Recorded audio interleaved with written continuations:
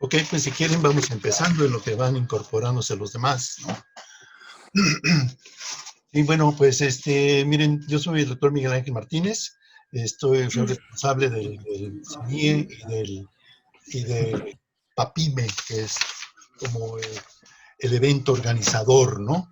Este es un evento que organizamos a través del colectivo inter y multidisciplinario de investigadores en educación, que es el CIMIE, y pues consideramos como parte de todo lo que hemos estado trabajando, que el tema del que nos va a hablar ahora el doctor Jorge Chona es de gran relevancia para todo lo que hemos estado trabajando y para otros que están interesados pues en el tema de las orientaciones metodológicas cualitativas, y en eso es un poco la orientación biográfico-narrativa. Pues damos la bienvenida en principio pues a los compañeros por los cuales se organizó este evento, esta conferencia, que son los del CIMIE y los de proyectos como los que son los CIDAS, ¿no? Que son unos proyectos especiales dentro del PAPIME que estamos trabajando, ¿no? También damos la bienvenida a los profesores de nuestra área, educación, desarrollo y docencia, que muchos de ellos se interesaron en participar, en asistir pues a esta conferencia, dado que también estamos trabajando proyectos de investigación con esta orientación. A los alumnos del diplomado que acaba de terminar y otro que está por empezar, que ya estamos en él, que también dirigen mucho su atención a este tipo de orientación biográfico-narrativa, ¿no? A los alumnos estos de MADEMS, a nuestros becarios del CENEIP, que anda por ahí, Tsanami, ya la veo, y a muchos alumnos del doctor Chona, una gran cantidad de que se apuntaron ellos, ¿no? Bueno, creemos que este evento va a ser de mucha utilidad para todos aquellos que están formándose en la investigación, ¿no? Con el fin, pues, de que vayan ampliando su visión de este extenso panorama que constituye la investigación cualitativa. Entonces, pues sean ustedes bienvenidos nuevamente a su casa virtual, ¿verdad? Que es la FES Iztacala y la UNAM, ¿no? Vamos a le voy a pedir a Ana Elena que lea brevemente el currículum vitae del doctor Jorge Chona. Ana. Sí, muy bien. Pues buenos días a todos. Voy a leer una síntesis del currículum del doctor Jorge Alberto Chona, porque bueno, pues es un currículum muy vasto. Entonces, vamos a hacer una síntesis, doctor, si nos los permite. En este sentido, bueno, si a lo mejor para apoyarnos entre todos apagamos los micrófonos y así no se escucha el eco, de repente escucho eco. Bien, el doctor Jorge Alberto Chona Portillo es doctor en Pedagogía por la UNAM, tiene la maestría en Ciencias Antropológicas por la Universidad Autónoma Metropolitana, Unidad Iztapalapa, la especialización en Ciencias Antropológicas también por la Universidad Autónoma Metropolitana, la licenciatura en Ciencias de la Comunicación Social por la Universidad Autónoma Metropolitana, Campus Xochimilco. Tiene el diplomado en Divulgación de la Ciencia por la UNAM, el diplomado en Antropología Visual por la Escuela Nacional de Antropología e Historia, el diplomado en Fomento a la Lectura y Producción de Textos por la Universidad. Implica estar trabajando en la Universidad Pedagógica Nacional, en la Benemérita Escuela Nacional de Maestros, en la Universidad Pedagógica Veracruzana, en 2 especializaciones y en 4 diplomados. Ha impartido cursos de formación docente en distintos lugares del país, ha sido profesor invitado en la Universidad de Guerrero y las publicaciones que él ha tenido son más de 30 eventos entre cursos y congresos nacionales e internacionales. Tiene 20 publicaciones en revistas nacionales e internacionales. Fue director de la revista Entre Maestros del 2009 al 2011 y también ha trabajado en seminarios de diseño curricular. Tiene en su haber la organización de encuentros y congresos de educación, presentaciones de libros y revistas, así como Rostros de la Cultura, Historias para Maestros, y ha recibido 3 becas, el Premio Nacional de Promoción de la Lectura y la Medalla al Mérito por la UNAM. Bienvenido, doctor Alberto Chona. En este sentido, bueno, pues es mucha la experiencia y seguramente nos va a compartir parte de esta. Le agradecemos mucho y le doy la palabra. Muchas gracias. Bueno, pues muchas gracias a todos.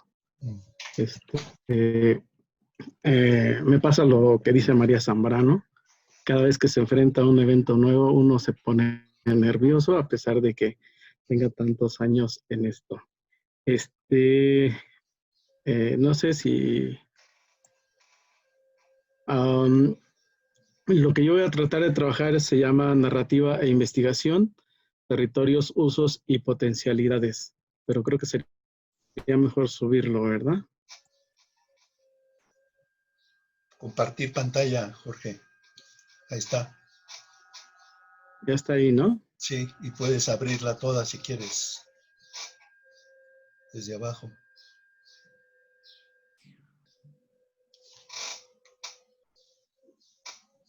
Correcto. Pues entonces, lo primero que tenemos ahí y lo primero que habría que decir es muchas gracias por su escucha, que creo que será muy valiosa en este diálogo. Hay una imagen ahí que dice la manifestación. Y entonces uno piensa en tantísimas cosas, como interpretaciones puede hacer uno dependiendo desde el lugar donde esté. Lógicamente que ahí en esa pantalla pues podemos imaginar muchísimas cosas. Sin embargo, la manifestación, tal y como se refleja ahí, es una cantina. Es una cantina que está hacia el sur del metro del Monumento a la Revolución y enfrente a lo que era el edificio del ISSSTE. Es una cantina, de mi parecer, muy pintoresca porque curiosamente muchas de las manifestaciones sociales han llegado al Monumento a la Revolución y todos tienden al término de ellas a irse a alguno de estos lugares a compartir el encuentro, ¿no? Entonces, bueno, la manifestación puede ser muchísimas cosas, una expresión, una rebeldía social o una cantina. Y así es la interpretación, dependiendo desde dónde nosotros la podamos mirar, ella va a estar ahí. Me gustaría comenzar con esta idea de supuesto, en el sentido de que podemos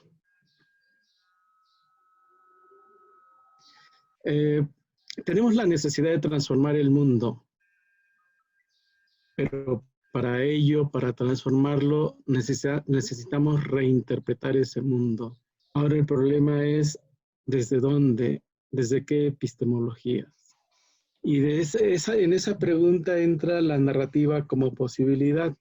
A mí me gusta este término de posibilidad porque permite no determinaciones, sino la posibilidad, lo posible, lo que puede ser, y no lo que ya está dado, no lo que ya está determinado, sino esa posibilidad que me parece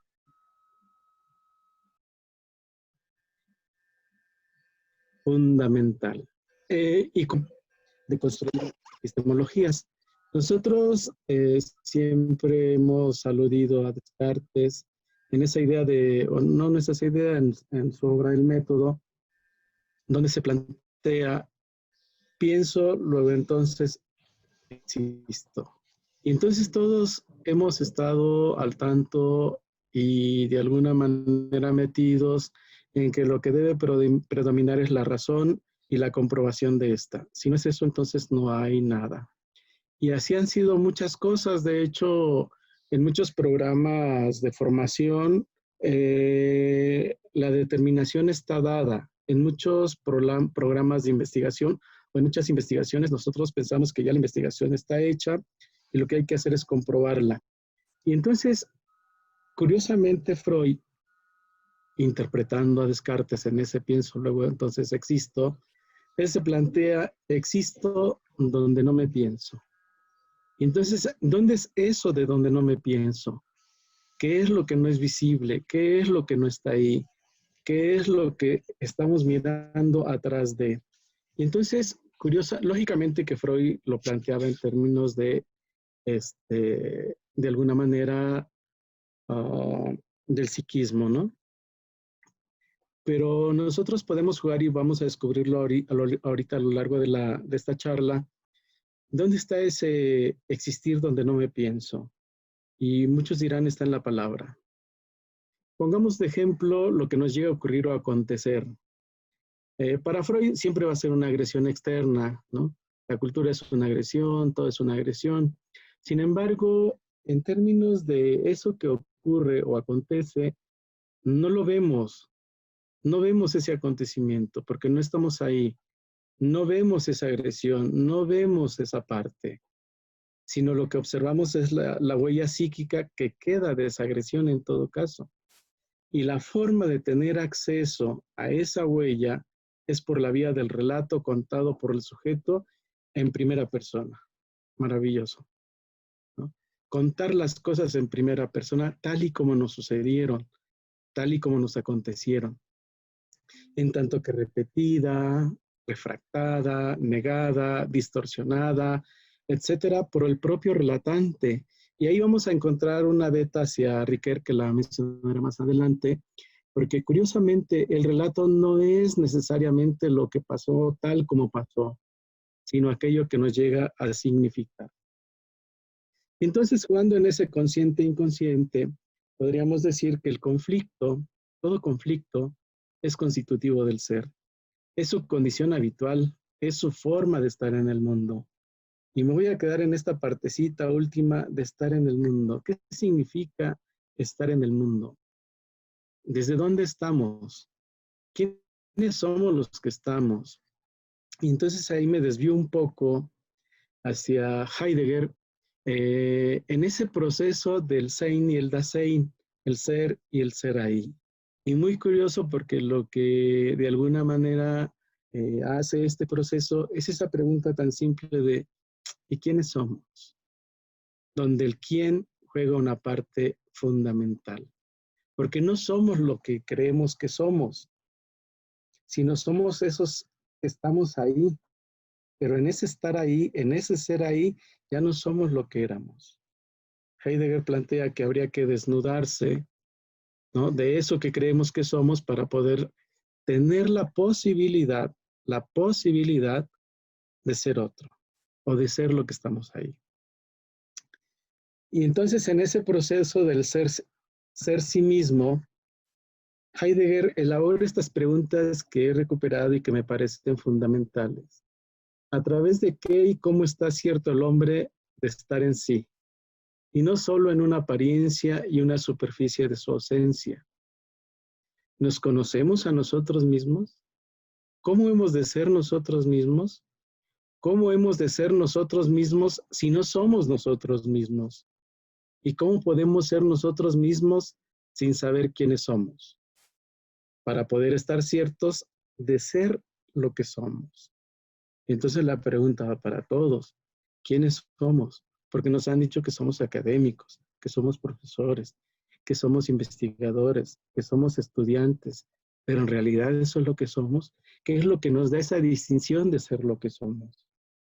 Entonces ahí la pregunta ¿quién? No busca un informe del hombre, no busca que me describan es que es así, así, así, así, y hace esto, esto, esto y esto, no, sino que busca el ser sí mismo, o lo que llamó de alguna manera o de muchas maneras la mismidad. Y el ser ahí es aquello que hace que nosotros tengamos presencia. Presencia. Podemos ser maestros de la UNAM, pero no hacemos presencia, no trascendemos. No, nadie sabe que estamos ahí y sin embargo ahí estamos. Entonces, ¿cómo se construye ese ser presencia? Y me parece que aquí viene algo que contribuye a este planteamiento que hace Heidegger, que desde Paul Ricoeur en su libro Sí mismo como otro, y en otro libro muy bonito también de Emmanuel Levinas, La humanidad del otro hombre. Y entonces en el primero Ricoeur de alguna manera dice, sí somos, pero ya no somos esos, ya no somos los mismos. Sí somos, pero somos otros. ¿Y quién es ese otro que somos? Y entonces lo vamos a encontrar ese otro que somos en algo que yo he llamado somos las palabras que nos habitan. ¿Cuáles son las palabras que hablan de nosotros mismos? Pero no de lo que queremos ser, sino de lo que somos. Y entonces el término otro, que para muchos es el término de la alteridad, ese otro, dice Manuel Levinas, no es otra cosa que lo humano. Es decir, en ese horizonte de la humanidad Yo no soy yo, sino soy ese otro en el que me miro, en el que me pongo sus zapatos de él para poder saber quién es. No el que yo quiero que sea, sino aquel que en verdad es.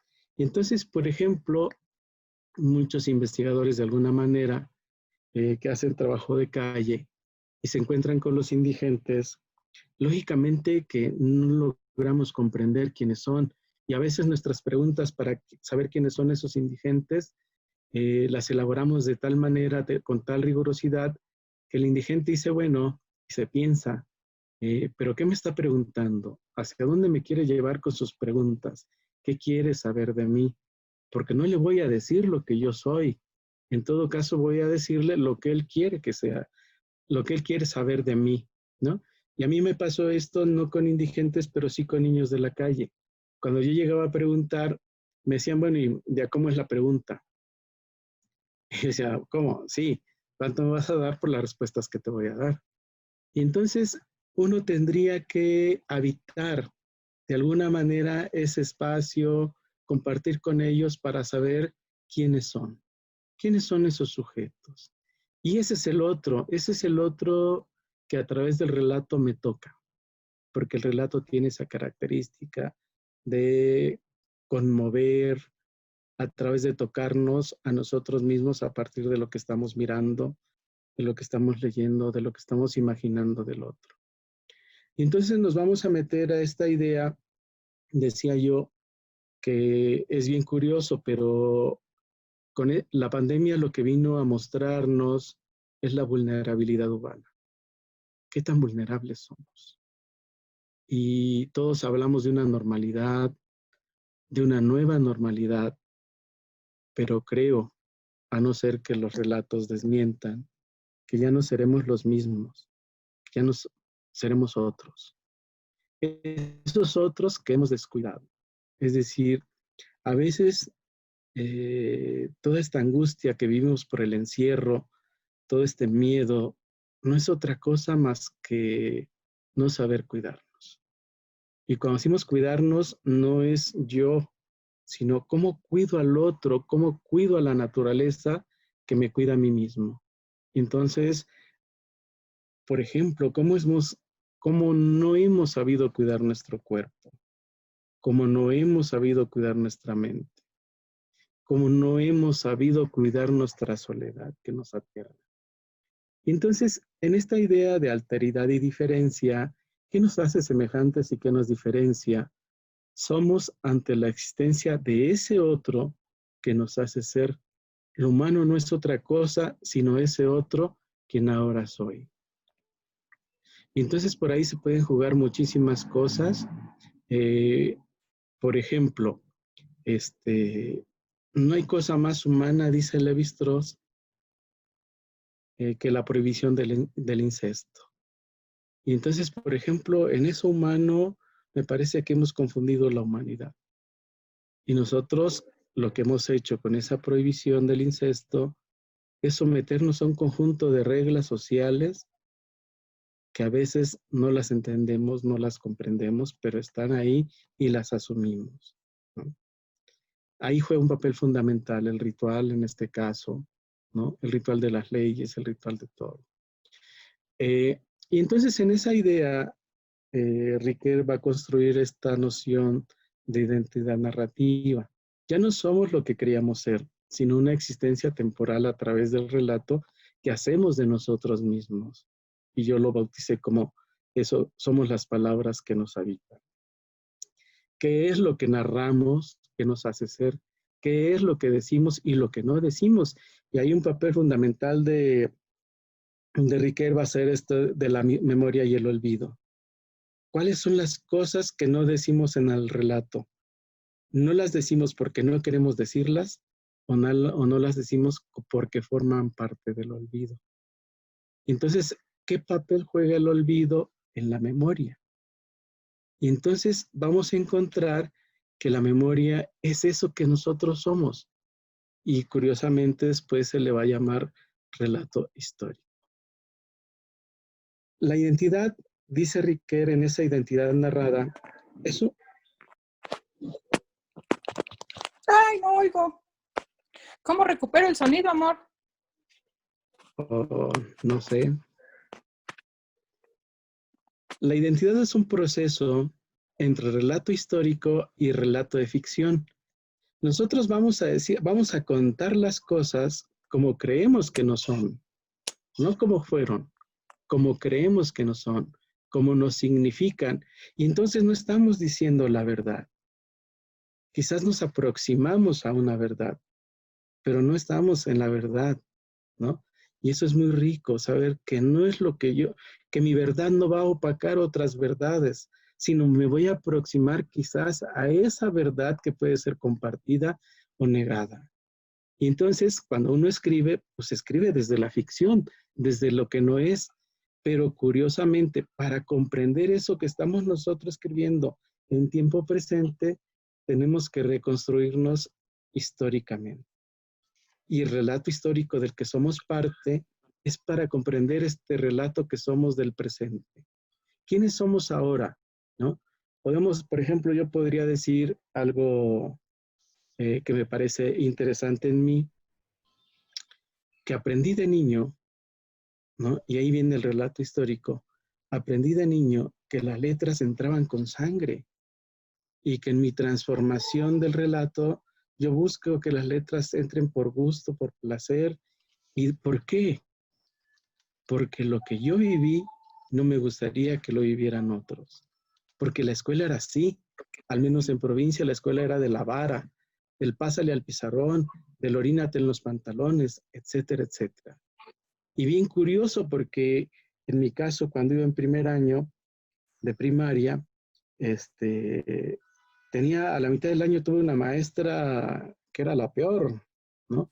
Pero en la otra mitad del año tuve una maestra que era toda ternura, todo amor, y yo logro terminar el primer año. Pero logro terminar el primer año con una letra, decía mi mamá, fea. Es decir, que no se podía codificar, no se podía leer.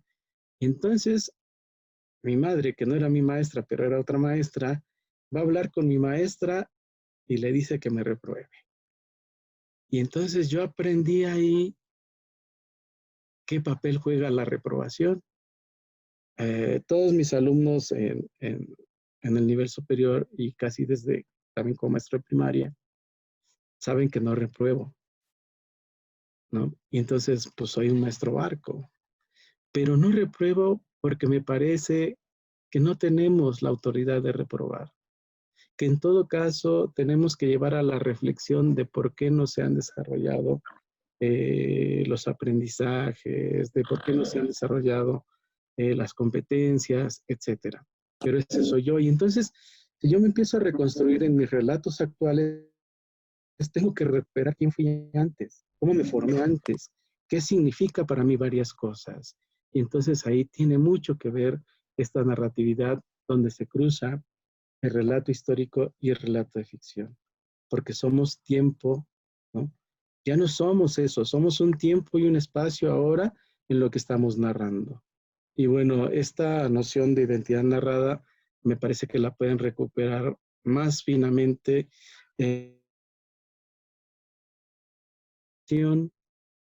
sí mismo como otro e historia y narratividad. En esta idea de los horizontes, Gadamer habla de una fusión de horizontes en su libro, en su obra. Y entonces dice, bueno, esto no lo dice él, sino lo digo yo. La fusión tiene lugar en el dominio de la tradición, pues en ella lo viejo y lo nuevo crecen siempre juntos hacia una validez llena de vida, sin que lo uno ni lo otro lleguen a destacarse explícitamente por sí mismos, lo que permite situar esa noción de lo otro cuando la conciencia histórica es conciencia de su propia alteridad, y por eso destaca el horizonte de la tradición respecto al suyo propio. Aquí nace el proyecto de horizonte histórico, cuando se recupera en el propio horizonte comprensivo del presente. En esta fusión de horizontes diría que está la irrupción del acontecimiento como lo otro que no se es. Situarse en los márgenes del acontecimiento para elaborar los imaginarios que subyacen y que se están en esos, y que subyacen a uno mismo, y que son aquellas afecciones que nos hacen a nosotros ser de alguna manera, ¿no? Entonces, bueno, ¿qué significa situarse en los márgenes? Esa palabra es muy bonita, en los bordes, en el abismo, ¿no? Porque uno piensa, se posiciona en un lugar donde no es uno, sino en lo relativo de lo que uno es. Y esto me parece algo muy bello. Entonces, regresemos con Riquet, y él va a decir, no habla de historias de vida, habla de la historia de una vida. Y pueden ser historias de vida, y pueden ser relatos de vida, y pueden ser testimonios, y pueden ser cualquier otro territorio de lo escrito desde la subjetividad, ¿no? Historia de una vida. Hay una maestra que se llama Josefina Aldecoa, de España, del tiempo de inicios del siglo pasado, ¿no? De los maestros republicanos, y entonces ella dice, una historia se cuenta a trazos. A veces se puede contar de manera cronológica, pero no siempre es tan así, y no siempre es tan ameno contar tal como fue sucediendo, sino meterlos entre recovecos que hacen que se vaya construyendo la intriga, la enigma, y eso es lo bello del relato. Entonces, Historia de una vida, su libro se llama Historia de una profesora. Historia de una vida cuenta eso. ¿Cuál es en el relato? ¿Qué tramas tejen la historia? Y la trama proviene de la literatura, de lo ficcional, ¿no? Pero curiosamente Riquet va a jugar planteando el idem y el ipse. Y entonces de repente dice, es que el relato no es idéntico a lo que yo soy. Es ese otro que de alguna manera estoy siendo. Ya no soy ese que empezó la narración, soy ese otro que me descubro en la propia narración. Y entonces viene algo muy rico, porque los relatos tienen que tener una poética, tienen que tener una estructura que vaya pensando en el lector, que vaya incitándolo a que continúe con la lectura. Entonces, esa poética del relato es la historia que contamos. Ya no contamos el acontecimiento, sino lo contamos de tal manera que la historia se convierte en la historia de una vida. Y eso es lo rico. Es difícil, tiene que ver mucho con la escritura, la paciencia que tengamos para escribir, etc. Cuando yo ingresé al doctorado, donde el doctor Miguel Ángel fue mi director de tesis, yo les decía que pues estaba haciendo el doctorado porque no podía ingresar al Sistema Nacional de Creadores para hacer una novela. Porque ahí en ese sistema pues se requiere de un padrino, de un buen padrino, que tenga influencia en el comité que otorga la beca, ¿no? Y son 4 años, y además como requisito hay que tener de 3 a 5 novelas escritas para ver si una de esas puede ser publicable en los 4 años que uno tiene la beca. Y entonces yo decía, pues el doctorado también son 4 años, ¿no? Y lo que voy a hacer es una novela pedagógica, les decía. Creo que me quedé muy en lo de mezclar aquí la narrativa con investigación, que más tarde lo podremos describir un poco más. Comprender, dice Gadamer, es siempre el proceso de fusión de estos presuntos horizontes para sí mismos. Hay un proceso de transformación de cara a la subjetividad que es una metamorfosis generada por el principio de reflexibilidad de un retorno reflexivo que me asemeja a otro, ser otro a partir de la mismidad, porque es un movimiento de ida y vuelta para ser otro. En la experiencia de eso que me pasa, uno se descubre como otro, como algo otro, completamente otro, radicalmente otro, diría Raimundo Mier. El acontecimiento como eso que pasa desde el principio de transformación constituye un diálogo cultural entre el espacio, territorio y las dimensiones subjetivas de la representación. Riquet diría que la expresión no es ya lo que pasó, sino esa significación que uno tuvo en tanto que somos relato. No sé si se comprenda, pero bueno, esa es la idea. Nosotros, cuando nos escribimos nuestro relato, cuando escribimos nuestra historia de vida, cuando describimos ese acontecimiento del que formamos parte, ya no somos eso. Nos descubrimos otros, ¿no? Por ejemplo, uno de los relatos que valdría la pena tener aquí sería el de la cerveza, un relato mexicano muy interesante. Lo primero que se acaba con la pandemia en los centros comerciales es la cerveza, ¿no? Cuando se reabre los expendios de cerveza, lo primero que se vuelve a acabar es la cerveza. Entonces, ¿qué papel juega la cerveza en nosotros, los mexicanos? ¿Y los que no fuimos por cervezas, no somos mexicanos? No lo sé. Entonces yo diría, y voy a empezar a cerrar esta parte del territorio de lo que es la narrativa, con Geertz. Dice Geertz que se trabaja con representaciones colectivas e individuales, condensadas en símbolos, sean públicos, sean privadas, y exteriorizadas, comunicadas y compartidas colectivamente en formas de rituales. Y aquí está esta parte fundamental para los antropólogos, el ritual. Y por ejemplo, en las escuelas, en las universidades, el ritual es tan fuerte que un acontecimiento de hace unas semanas en Nuevo León, donde los jóvenes fueron a hacer el ritual de la graduación, se infectaron. O sea, vale más un ritual que la salud. Y entonces también, por ejemplo, en esas etnografías de los asandes, ¿no? El sande juega con esas creencias a maneras de símbolos como es la magia y la brujería. Y uno quisiera decirle que piense, que reflexione, que lo que no es cierto, lo que no es verdad, pero el sande sigue creyendo en eso. ¿Por qué? Porque es su mundo.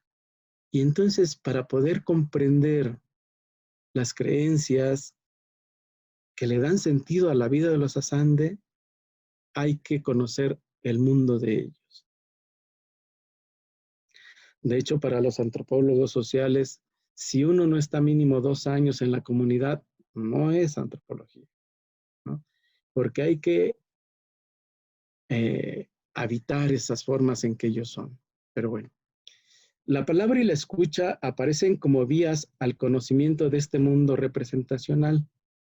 Yo no sabría qué sentido tiene una representación si no lo transformo en palabras y si alguien no lo escucha con atención. Ese es un punto fundamental. Geertz diría que el dilema fundamental de la teoría antropológica, que se refiere a relacionar los elementos invariantes de la plasticidad de las formas, son esas representaciones simbólicas. De hecho, todo profesor de investigación recomienda leer la interpretación de las culturas, pero centrarse en la pelea de gallos, ¿no? Todos los que hemos vivido un proceso de investigación hemos de alguna manera leído la pelea de gallos. ¿Por qué? Porque ahí se simbolizan todas las representaciones de la comunidad balinesa. Ahí está. Cómo funciona, cómo es, qué sentidos otorgan, etcétera, etcétera, está en la pelea de gallos, ¿no? En fin. La antropología cultural rescata o busca rescatar de la subjetividad. Busca rescatar la subjetividad humana como dimensión fundamental de toda tarea interpretativa de significados. Son los sujetos sociales los portadores de significados, culturalmente construidos, pero subjetiva y personalmente interpretados y vividos. Eso tiene que ver con esto. Todos los mexicanos conocemos la representación religiosa de la Virgen de Guadalupe, pero no todos incorporamos este símbolo del mismo modo, de la misma manera, ¿no? Cada uno le da un sentido diferente. Entonces, cómo lo vivimos, cómo lo interpretamos, tiene mucho que ver. Cómo lo compartimos, cómo lo percibimos, cómo hacemos de esta memoria algo selectivo. Cada uno lo va dando de manera muy particular en el contexto donde nos encontramos, ¿no? Y eso es bellísimo. Y ahí entra esta parte que es el mundo de las creencias con la construcción de las identidades, ¿no?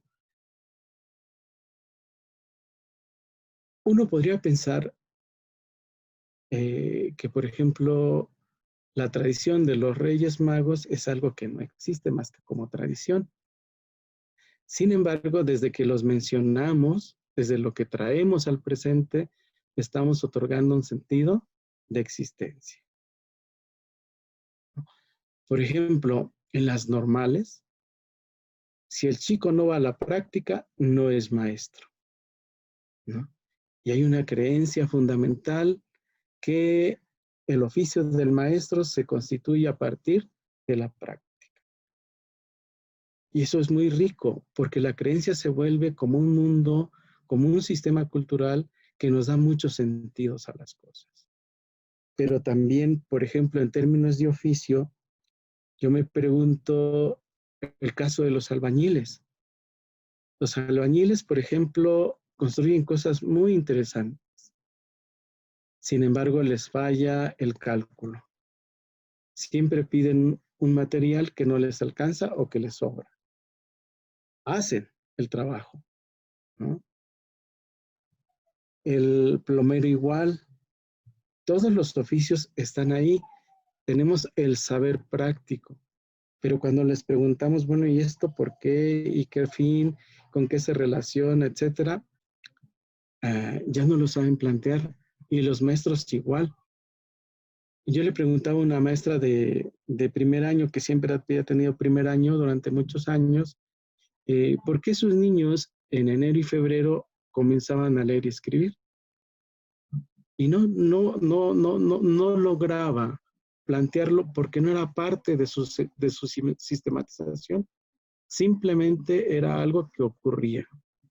Y entonces, cuando uno en el relato va reconstruyendo, dice, es que las bases en septiembre, luego las vacaciones, la interacción, luego pasa, varios fenómenos que se van constituyendo en torno al saber de la lectura y la escritura de los niños. Pero no está documentado, ¿no? En fin, juega parte de este mundo de creencias y del oficio de ser. Hertz afirma precisamente que las creencias no emanan de la experiencia, sino que la anteceden. De hecho, las creencias organizan a veces nuestra experiencia. Nosotros muchas veces hemos creído, cuando hacemos investigación, que con el solo comprobar un hecho, ¿no?, resolvemos la situación. Es una creencia de los investigadores. Valdría la pena poner en duda estos sistemas de creencias para ver realmente cómo es que se logra hacer una investigación. En fin. El yo y la identidad nos viene del otro y de la situación y el contexto en los que me encuentre. ¿Quién me lo pregunta? ¿Dónde estoy parado?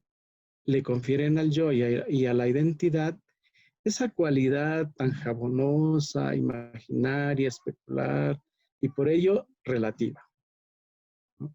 Entonces muchas veces la narrativa para muchos investigadores que hacen una investigación más formal, que no quiere decir que la narrativa no sea formal, sino más durkheimiana, ¿no?, piensan que la narrativa es muy relativa porque es subjetividad nata. y no se dan cuenta que todo es subjetivo, ¿no?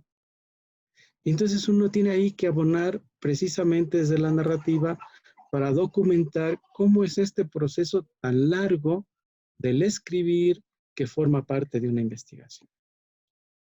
Y bueno, con esto cerraría esta primera parte. Heidegger y Ricoeur. Y con esto daría paso a las incorporaciones que desde la experiencia he podido realizar. La vida es vivida, la historia es relatada.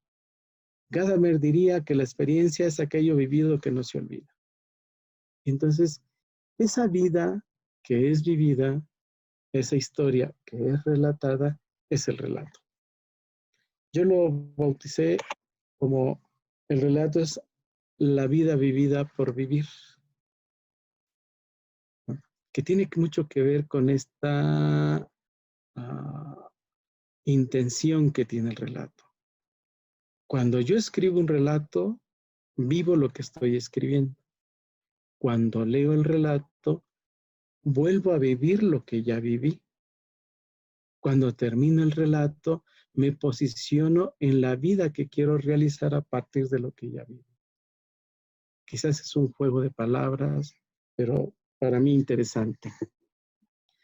La interpretación es el arte de comprender, ¿no? Siempre nosotros, cuando interpretamos algo, no buscamos comprobar, no buscamos construir explicaciones, buscamos comprender, ponernos en el lugar del otro para comprender desde ese otro lo que se está planteando. Entonces, la vida aprende a la vida, ¿no? En esta idea de ir construyendo cosas en términos del relato, para su construcción y para su análisis, uno habla de unidades narrativas. Y esas unidades narrativas tienen, a veces, son historias narradas con un inicio, un desarrollo y un final y semejan a la narrativa de ficción. Pero también en esa idea de lo ficcional se recrean por medio de la ficcionalización, es decir, de lo pasajero y de lo que algunos llamarían como contingente, la contingente visión de lo humano.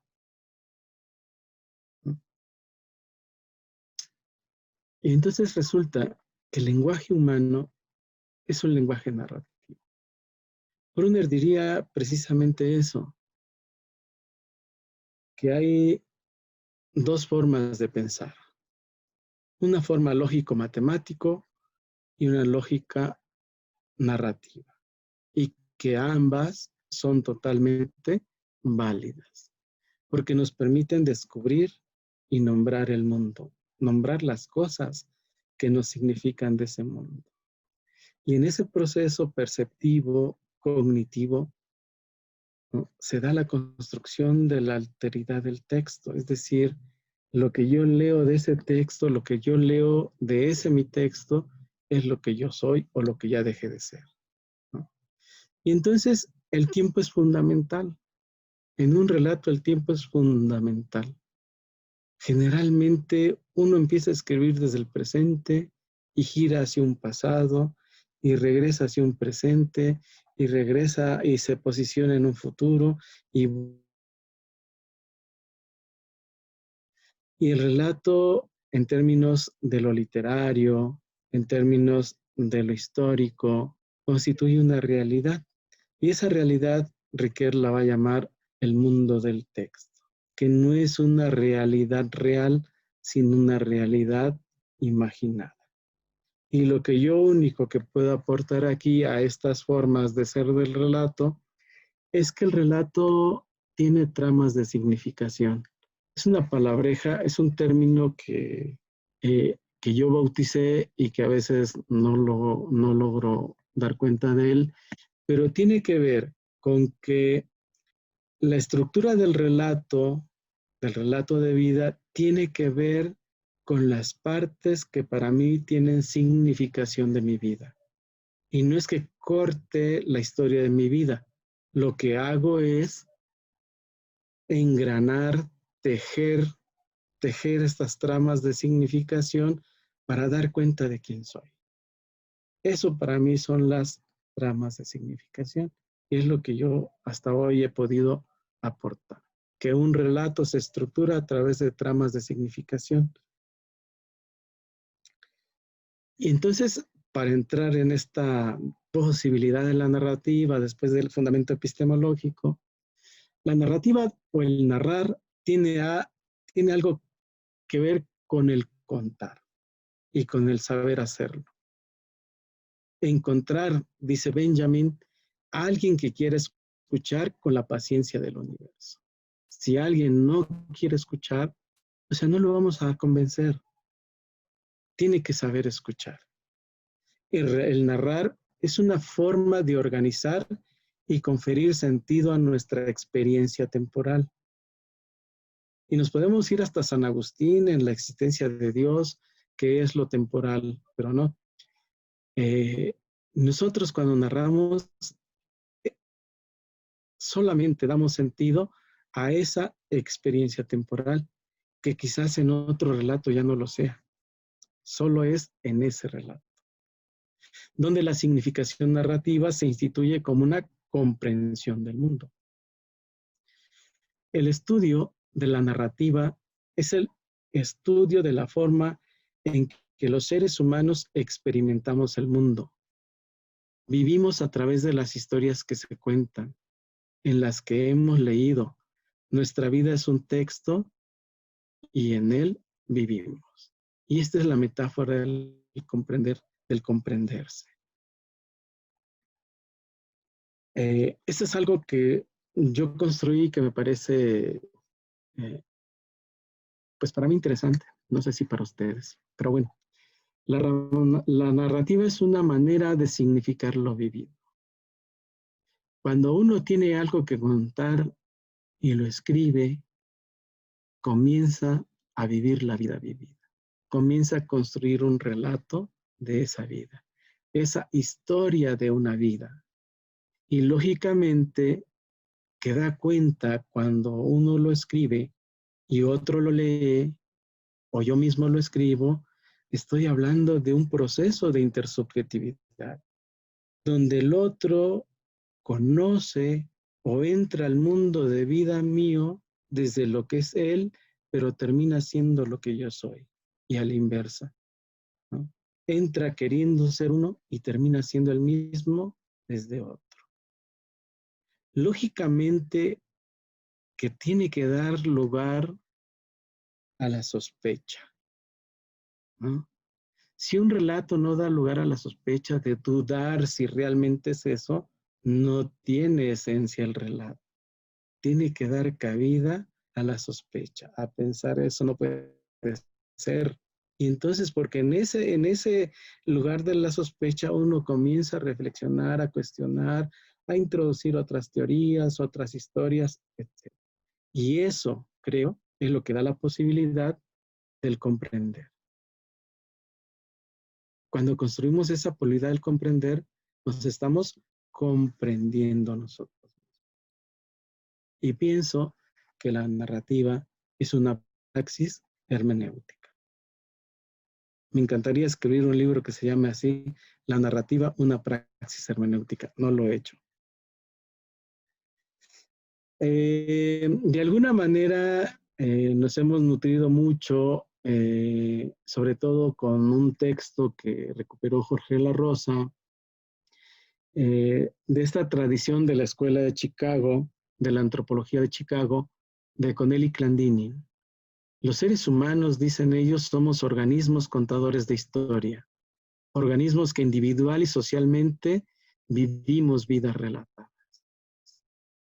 ¿Qué es lo que recuperamos al hacer investigación narrativa si los relatos se escriben desde lo que el relatador quiere representar? El estudio de la narrativa es el estudio de la forma en que los seres humanos experimentamos el mundo. Vivimos a través de las historias que se cuentan, en las que hemos leído. Nuestra vida es un texto y en él vivimos. Recurrimos a la construcción de una historia o a contar una historia ya elaborada en la que nos vemos representados.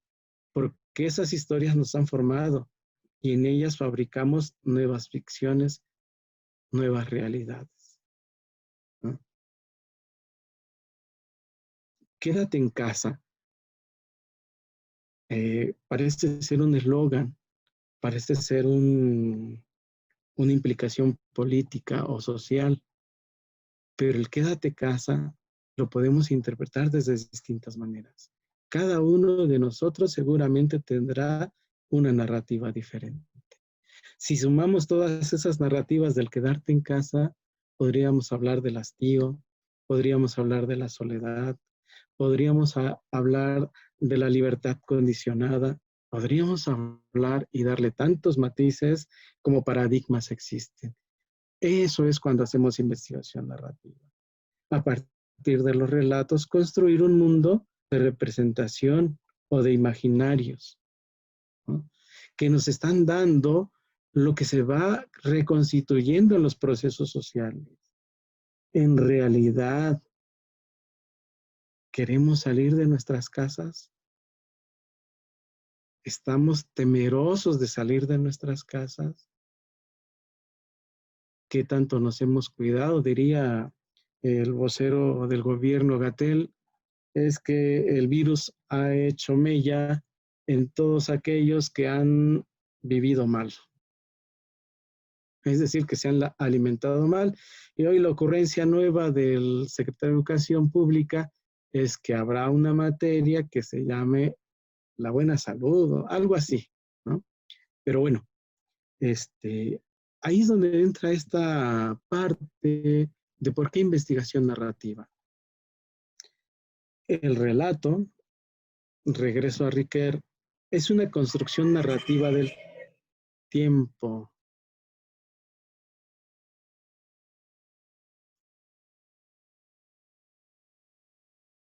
Porque a lo largo de la historia se da cuenta de un tiempo en un espacio, lugar, pero también el tiempo constituye los hilos del relato. Su trama se teje al paso del tiempo, donde huellas, intrigas, personajes y acontecimientos se van instituyendo temporalmente. De hecho, surge la existencia temporal. Esa que surge en lo narrado. La narración no puede ser una mímesis de la acción sin ser también una mímesis de los seres actuantes, que son en el sentido amplio que la semántica de la acción da a la idea de agente, seres que piensan y sienten, seres capaces de expresar sus pensamientos, sus sentimientos y sus acciones. Ser en el tiempo es ser medido por el tiempo en sí y en su existencia. Y luego...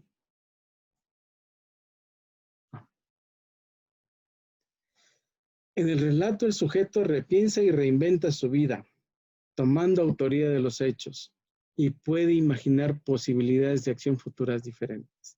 El relato autobiográfico que un sujeto hace de su propio proceso formativo se convierte en un medio para establecer vínculos más estrechos entre formación y vida.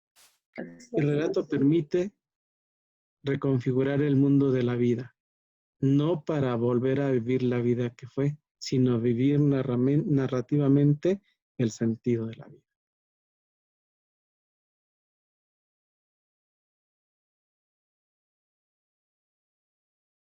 El sujeto transforma los hechos que elige en acontecimientos, organiza y articula mediante su enunciación en una historia singular en la que se recrea, al tiempo que le permiten comprender el curso que han tomado las cosas y acontecimientos en su vida. Delory Monberger dice que la narrativa autobiográfica instala una hermenéutica de la historia de vida como un sistema de interpretación y de construcción que sitúa y une y da significados a los acontecimientos de la vida.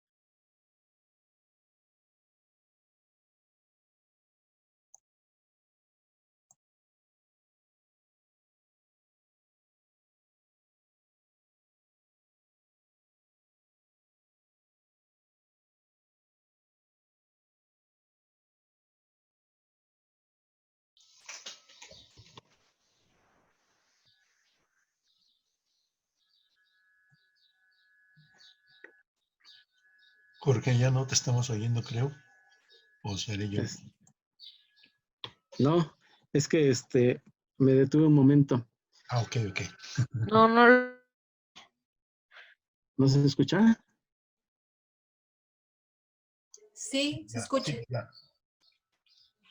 Bueno, narrar historias siempre ha sido el arte de seguir contándolas y este arte se pierde si ya no hay capacidad de retenerlas. Y se pierde porque ya no se teje ni se hila mientras se les presta oído. Cuando más olvidado de sí mismo está el escucha, tanto más profundo se impregna su memoria del oído. Cuando está poseído por el ritmo de su trabajo, registra las historias de tal manera que son sin más un agraciado del don de narrar. Y esa parte creo que le debemos mucho al cuento mexicano. Uno de ellos es Rulfo. Nadie como él ha logrado narrar historias en esa magnitud, ¿no? Entonces, bueno, si los mexicanos de por sí tenemos el arte de narrar, siempre estamos contando historias, siempre. Entonces, ¿por qué no hemos incorporado a nuestro quehacer académico investigativo ese arte, ¿no? Y bueno, yo construí esta parte que no sé si les venga bien, pero la autobiografía la desgrané en 3. Auto, que no es otra cosa que la identidad. El yo es consciente de sí mismo. Bio, que representa la vida simplemente vivida. Grafía, que es el dispositivo autopoético. Y entonces la autobiografía es una forma de creación y recreación de sí mismo. Para mí eso es la autobiografía. Y entonces, ¿qué es lo que se puede hacer cuando uno empieza con estas ideas autobiográficas? Este es un fragmento de una historia, de una entrevista. La pregunta era muy simple. ¿Y quién es Martín de la Cruz? Dice, bueno, primero que nada, mi nombre es Martín de la Cruz Hernández. Yo soy del estado de Veracruz, de la Huasteca Veracruzana. Mi comunidad se llama Huilopa, que significa Pozo de Palomas. Es un nombre náhuatl, que es nuestra lengua que hablamos allá, y esa localidad se encuentra ubicado dentro de la región de Chicontepec. Chicontepec, del municipio de Benito Juárez, y no sé cómo seguir, y pues ahorita estoy aquí, ¿no? Y entonces ahí entra el entrevistador y le dice, bueno, ¿y ahora qué es Martín en la Ciudad de México? Dice, estoy aquí en la Ciudad de México, pero mi infancia, mi adolescencia, yo vivía allá en mi comunidad indígena, mi comunidad de origen, que lo acabo de mencionar, en mi tiempo de estancia allá, fue de niño, pues yo únicamente hablaba el náhuatl. Entonces aquí entra, si ustedes se fijan, esa reconfiguración de la que hablaba tanto Riquer como Gadamer, esos horizontes, ¿no? ¿Cómo se recupera a sí mismo? ¿Cuál es la necesidad de mencionar su origen, su lugar de nacimiento, su lugar de la infancia? Y eso es lo que uno puede entrecruzar para analizar. Y pueden surgir cosas como estas. Martín de la Cruz Hernández, originario de la Huasteca Veracruzana, de la región de Chicoantepec, que en náhuatl significa pozo de serpientes, del municipio de Benito Juárez. Habla lengua náhuatl y español, es una persona siempre dispuesta a caminar, a correr, a conversar, a trabajar, a ayudar a alguien. Martín es aquella persona que diario vive con la música, cantando, chiflando, tocando guitarra en su tiempo libre. Es aquella persona que le gusta leer, leer en voz alta, una persona que ama a sus semejantes, que considera que todo individuo vale igual que los otros. Para él, el color de la piel, los ojos, los cabellos, no es característico de ser diferente. Para él, valen mucho las personas sin echar de menos a los animales, en tanto que pertenecen al mundo de la naturaleza. Entonces uno dirá, pero a ver, aquí ya la historia de Martín de la Cruz queda subsumida en la historia que quiero contar. Sí, efectivamente, porque hay un cruce de historias.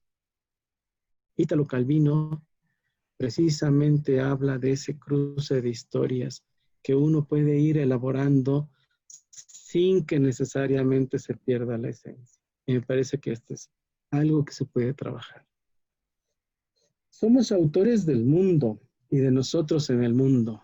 Pareciera una frase de uno de los filósofos, pero no, es de una maestra bilingüe de la Mixteca oaxaqueña llamada Estela. Niñas, niños indígenas y niñas migrantes, un mundo dentro de nuestro país. ¿Por qué se pierden las lenguas originarias? ¿Cuál es el mejor enfoque para la enseñanza del español o castellano en comunidades monolingües y bilingües? Tunsavi, o lengua mixteca, es el mundo indígena nombrado desde sus propias palabras. Un mundo al que para comprenderlo hay que vivirlo. La única manera es estar allí en esa región y sus comunidades, pero además vivirlo desde la lengua que ahí se habla.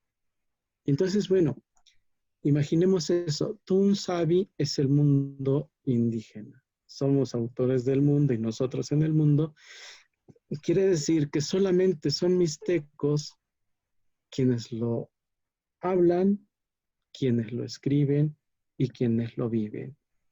Y cuando los programas de educación que no son bilingües, ¿no? Curiosamente lo que hacen es enseñar en español. Y entonces ella dice, ¿por qué se pierden las lenguas originarias? ¿Cómo es que se enseña el español?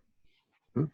Y entonces, por ejemplo, ahí ella entra en un dilema que lo resuelve solo desde recuperar los orígenes del habla mixteca. ¿No? Entonces para ella dice, es que los niños escriben, gavilán come pollito. Yo les he dicho, no, a ver, el pollito no se puede comer al gavilán. En todo caso, el gavilán se come al pollito, no maestra. Gavilán, pollito come gavilán.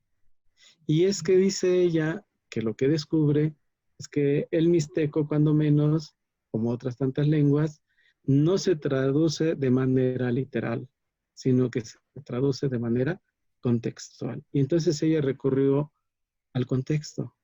¿Y quiénes son el contexto? Los viejos, los que hablan y dominan la lengua mixteca. Y entonces, en este relato, ella se descubre a sí misma con todas sus imposibilidades. ¿Y qué tiene que hacer para lograr ser maestra en esa comunidad? El tema de toda investigación, eso lo sabemos todos, de un interés personal que se transforme en el horizonte de la sospecha, en inquietud. Duda que puede estar en otros y que la posibilita en un objeto de estudio. ¿No? Entonces, bueno, pensemos en esto.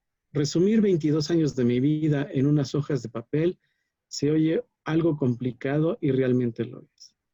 Escribir las cosas que me llevaron a ser lo que soy implica afrontar los monstruos de mi pasado y volver a vivir los momentos formidables y maravillosos. Todo con el fin de encontrarme, de crear un lazo con el lector que le permita ver a través de mis palabras lo importante que es mi carrera, de descubrir qué me trajo hasta donde estoy y por qué no. Revelar aquello que ni siquiera yo conozco, aquello que me permita no dejar de luchar por lo que quiero. Entonces, así empieza una narrativa para descubrir en ella qué sentido tiene su profesión y qué sentido tiene que hacer investigación de su profesión. Miles de recuerdos invaden mi cabeza al hacer un recuento de mi vida o pensar en qué me trajo hasta aquí.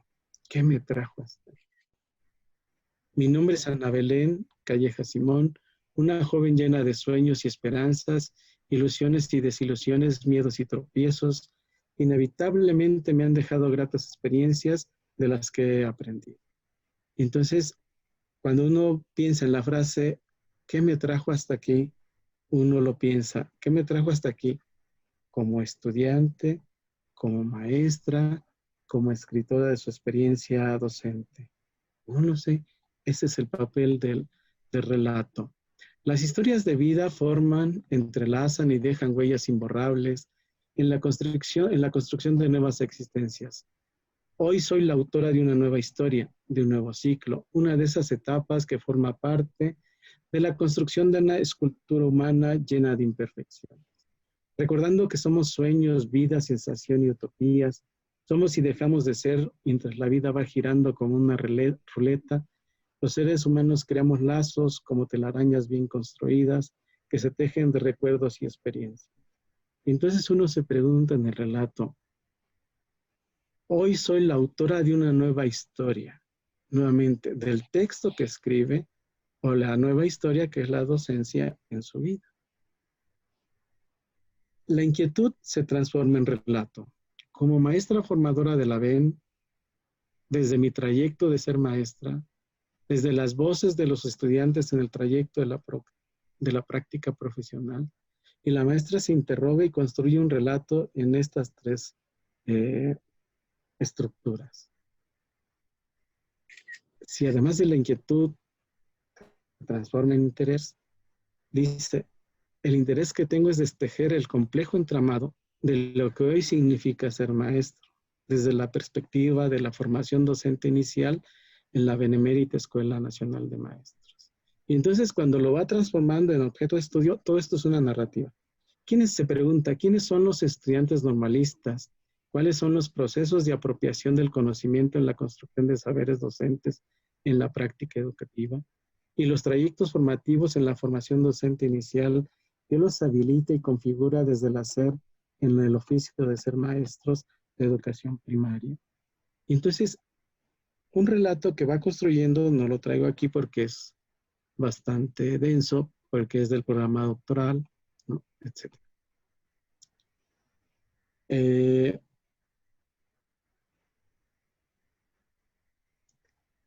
Recuerdo que el significado que tenía sobre lo que era ser maestro lo construía a partir de ellos y con ellos, los maestros. Recordando esos personajes como los que pretendía que aprendiera una lista interminable de fechas, que aprendiera cómo resolver un examen, desconocía sus preocupaciones dentro de su campo laboral, cómo mi conducta afectaba a ella, pero ellos tampoco me explicaban de qué me serviría aprender a integrar o a derivar ecuaciones. Nadie me decía que todo aquello debería usarlo después. La comunicación de los papeles que tiene un alumno y un profesor jamás son dialogados entre ellos. Siempre se anda deprisa, preocupado porque se memoricen contenidos, se pasen exámenes y más requerimientos. Si uno le da sentido a lo que está explicando o planteando, Ana, quien es la autora del relato, se dará cuenta que se descubre en un horizonte que Bárbara Rogó dirá que para que el niño aprenda hay que ponerse en el horizonte de él. Y ahora ronda por mi cabeza la pregunta, ¿cómo cambiar este tipo de comunicación entre maestros y alumnos? A lo largo de mi interacción con el texto, con el contexto escolar, ahora con el papel invertido, podría darle una respuesta a esa pregunta, tal vez ante los ojos de los demás. No sé bien vista, pero en lo personal a mí me ha resultado. Es permitir que el alumno se sienta en confianza, que vea en el profesor no solo el papel de maestro, tal vez de un amigo dispuesto a escuchar abriendo espacios entre tanta apretada agenda, sentarse al nivel en que se encuentra y compartir lo que a él le gusta. Entonces decía Conriquer que en la medida en que va construyendo su relato, así mismo va transformando su ser, en este caso, su ser docente. Solo contamos aquello que hemos vivenciado, es decir, aquello que se vuelve nuestra propia experiencia. La experiencia que se cuenta de boca en boca es el alimento de todo narrador. Así ha surgido la figura del narrador. Todos, cual humanos que somos, tenemos algo que contar. Recuperar la experiencia, narrarla para descubrirse otro. La experiencia es la vivencia que jamás se olvida. La experiencia es el saber sedimentado en el curso de la vida. Eso es lo que plantea María Zambrano. Sedimento es igual a acumulación, excedente es igual a saber, interpretación es el excedente sentido, que es la significación. Al relatar la experiencia no se relata toda la experiencia, sino lo vivido, la significación de lo vivido Eso es lo que resume Riquet. En este transformar y en este decir cosas, estos fragmentos son de otro relato. Cuando volteé a ver a Rafa me di cuenta del temor que se reflejaba en su rostro, en sus gestos. No podía articular palabra. Pareciera que buscaba que yo lo protegiera de ese hombre de hierro. Al mismo tiempo comprendí el sometimiento en que se encontraba la señora, quizá por la costumbre o porque no tenía otra alternativa. Me di cuenta de todo lo que pude haber hecho por él, darle más cariño, más atención, más amor. Ya no pude más y lloré en silencio mientras pasaba el bocado con mucho esfuerzo. Escribo esta experiencia porque no quisiera que a ningún otro compañero le pasara esto, ya que es una experiencia que marcó mi vida. Desde ese momento me propuse observar un poco más, acudir a la asesoría de algún especialista, consultar obras sobre problemas de aprendizaje, hacer visitas domiciliarias, ser discreta y prudente para ayudar a la gente que me rodea. Pero también quiero expresar un mensaje a las compañeras educadoras para que tengamos una actitud diferente, que pongamos más atención a cada uno de los Rafas que tenemos en nuestros grupos, disfrutando cada uno de sus pequeños avances, que podamos compartir con nuestros Rafas siendo feliz y haciendo feliz a los niños. Y el relato se llama Educadora descubre el alma de un niño. Tiene que ver, insisto, nuestro relato con el quiénes somos, desde dónde estamos, qué nos situamos, qué nos significa y por qué lo queremos contar. ¿No? A través de la narrativa y de la vida cotidiana se hace visible lo no visible, aun para quienes viven en un contexto sin percatarse de él. La vida como narrativa ha sido el viaje en la búsqueda de su comprensión. Otra forma de mirar la realidad educativa, de vivirla y de transformarla. No se mira para clasificar, se mira para contar, narrar, recrear a las escuelas, a la pedagogía, a la vida. Una provocación a explorar otros mundos. Así se viaja en el mismo mundo. Y bueno, quien de alguna manera sistematizó un poco más fue Antonio Bolívar sobre la investigación narrativa y la investigación autobiográfica, ¿no? Y él decía que se mezclan como muchos elementos de varias disciplinas. Y entonces, yo solamente quiero decir que vivir la vida vivida es la metáfora de los relatos. Se narra una vida ya vivida, vivenciada, para volverla a vivir como otra. El habitar a partir de las propias historias, cómo sentimos, cómo pensamos, cómo comprendemos y cómo accionamos, es un proceso de deconstrucción. La deconstrucción del acto de escribir nuestras propias historias desde la experiencia narrada. Creo que es lo que yo, de alguna manera, podría aportar. Muchísimas gracias por su escucha.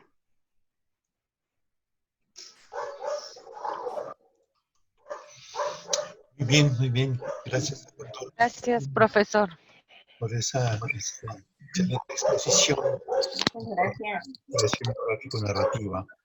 Bueno, demos paso. Hay unas preguntas por ahí que han mandado y hay otras que podrían hacer directamente. Así que daremos lectura. Chava, no sé si tengas por ahí algunas lecturas o preguntas, perdón. Sí, hola, buenas tardes.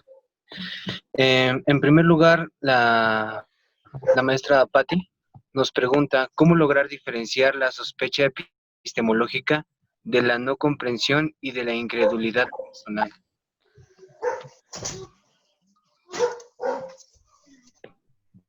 Doctor Chona.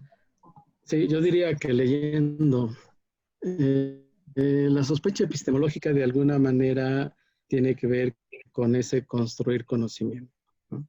Es decir, ¿por qué pensar que aquello que se dice de una manera y no de otra? ¿Por qué pensar en qué horizonte está lo que se está diciendo? Entonces, de ahí, ¿qué conocimiento puedo construir de ahí? ¿Qué es lo que no puedo hacer? Y cuando hablamos de la no comprensión o de la incredulidad, de alguna manera uno piensa que a veces, ¿qué tengo que hacer para comprender lo que el otro está diciendo? ¿No? Lógicamente que tengo que ponerme en los zapatos de él, Ayer yo escuchaba que alguien decía, es que a veces decimos, cuando queremos ayudar a alguien, tonterías. Y yo decía, ¿qué papel está jugando el papel tontería? ¿Descalificar a los otros? O sea, tonterías, ¿cómo se construye la tontería del decir? ¿Qué sentido, qué significado tiene la tontería? ¿Realmente se está diciendo como tal o tiene otro sentido? Entonces, bueno, ahí entra ese no comprender el término. Y en la otra idea de la incredulidad, pues muchas veces uno tiene que pensar que en el no creer, ¿no? No creo lo que dices. En el no creo lo que dices, justificarme a mí mismo por qué no creo lo que dices, ¿no? Y en ese no creer lo que dices, pues explorar mi propio conocimiento. No necesariamente, y yo creo que ahí es un punto fundamental, que uno tiene que dejar de creer en lo que escucha, en lo que dice, ¿no? Porque hasta de nosotros mismos, uno tiene que dudar de lo que uno dice en el momento en que lo dice. Tiene que llevarlo a la reflexión de por qué lo dijo, ¿no? Por ahí está, me parece, el sentido. Muchas gracias. Gracias. Gracias. Maestra Patti, ¿tiene otro comentario para el doctor Chona con respecto a su pregunta? No, no, está muy bien, muchas gracias. Gracias. Gracias, doctor Chona. Posteriormente, el profesor Alberto Ledesma nos pregunta, bueno, son varias preguntas, pero vienen resumidas en un solo párrafo. ¿Se puede hablar de identidad o identidades? ¿Cuál es el estado del conocimiento o arte en nuestro país con relación a Latinoamérica o España? Y otra más pregunta, ¿la autobiografía a partir de entrevista o de texto escrito?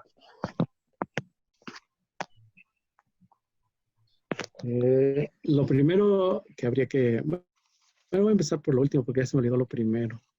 No, la diferencia entre identidad y identidades. Yo lo que planteo es que Becker plantea identidad narrativa como la concepción de, ¿no? Y lo que en antropología llamamos es que no hay una identidad, sino identidades, porque se construye precisamente desde el relativismo antropológico, ¿no? Desde el contexto no determinante de lo social y demás. Entonces, por ejemplo, cuando hablamos de los jóvenes, cuando hacemos referencia o alguien hizo esta acotación de tribus urbanas, pensamos en identidades juveniles, que son muy indiferentes a las identidades infantiles, a las identidades adultas, a las identidades de mazatecos, etcétera, etcétera. Por eso el término identidades, ¿no? Por lo plural del término de lo que significa. Pero en términos de concepción narrativa, ¿de qué dices identidad narrativa? No hablamos de identidades narrativas. Es una identidad la que se constituye en el tiempo y en el espacio de la escritura del relato. Esa es la diferencia. Uno. Bueno, ya no me acuerdo lo segundo, pero ¿me podrías repetir? Dice, ¿cuál es el estado del conocimiento o arte en tu país con relación a Latinoamérica o España? Yo creo que varía mucho este sentido. Por ejemplo, algo muy rico que se ha dado es entre países latinos, que es Argentina, Brasil, México y Colombia, ¿no?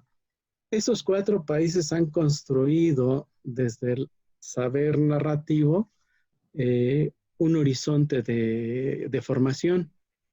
De hecho, quien lo tiene más desarrollado es la Universidad de Buenos Aires con Daniel Suárez, aunque ellos le llaman documentación narrativa de experiencias pedagógicas. Brasil lo lleva más al sentido de lo narrativo y hay muchos grupos que están trabajando la narrativa en todas las disciplinas, ¿no? Y Colombia, curiosamente Colombia, su experiencia es desde lo político, desde el movimiento pedagógico, que empiezan a construir algo que se llama expediciones pedagógicas. Y en las expediciones pedagógicas su referente es Fassborda. Y curiosamente ahí Fassborda lo que caracterizaba es que por un lado describía y por otro interpretaba teóricamente. Y eso era algo muy bellísimo que solamente era el estilo de él. Y de esto se vienen como desprendiendo y más bien como reconquistando. Jorge La Rosa, que curiosamente es filósofo de una de las universidades de España, se ha latinoamericanizado, se ha alejado o descentrado de Europa y se ha latinoamericanizado. De hecho, trabaja mucho de la mano con Carlos Escliar en el sentido de estas narrativas que nos llevan a reconstruir muchas cosas, ¿no? Entonces yo creo, al menos yo y compañeros que trabajamos esta perspectiva de la narrativa, lo tenemos más documentado en Latinoamérica que en España. Entonces, es curioso, hace un poquito más de 10 años, el COMIE no aceptaba la narrativa como investigación.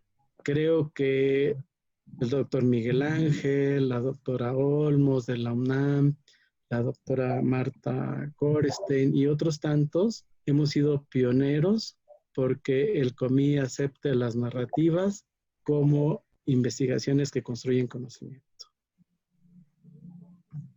Y lo autobiográfico, yo creo que depende de la perspectiva. Por ejemplo, desde la perspectiva francesa, vamos a hablar de historias de vida.